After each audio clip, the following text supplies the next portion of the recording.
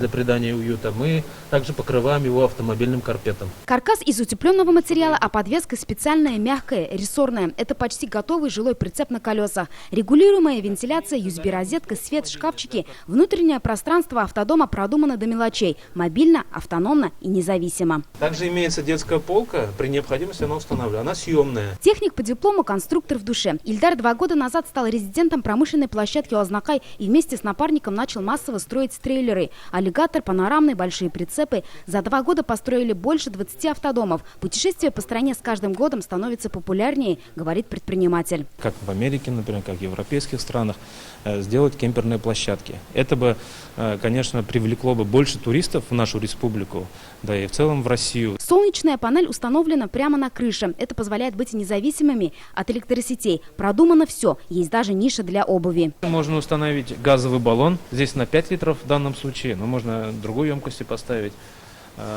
Также есть аккумулятор. Аккумулятор, который дает питание всему этому автодому. Прицепы автономны настолько, что позволяют оторваться от цивилизации надолго. Здесь кухня такая же, как и в обычной квартире, только чуть поменьше.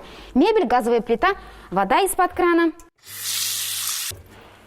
Никаких ограничений в приготовлении пищи. Несмотря на такую функциональность, габариты прицепов небольшие. Они позволяют проехать по узким местам. Прицеп называется панорамой, потому что он имеет панорамное окно. Можно любоваться звездами, природой. Например, в дождь сидеть и наблюдать за природой. Живя в нашем климате, в наших широтах, часто устанавливаем отопители.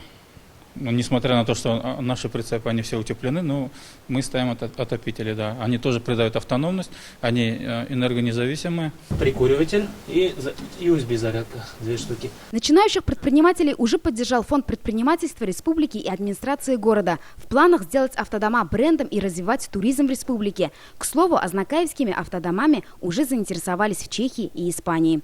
Филюза Хамидуллина, Эрик Хабибуллин, ТНВ, Ознакаевский район. Авыр һәм мөмкин кадәр илә булу соралган вакытта ТНВ телеканалы тамашачыларга яраткан фильмын кабат карау мөмкинлеген бирә. Хәзер "Синең күзләр" фильмы ТНВ.ру сайтында бар. Бу көннәрдә өйдә булыйк. Все новости дня, выпуски программы «Новости Татарстана», программы и фильмы на сайте tnv.ru и на YouTube-канале ТНВ. Подписывайтесь.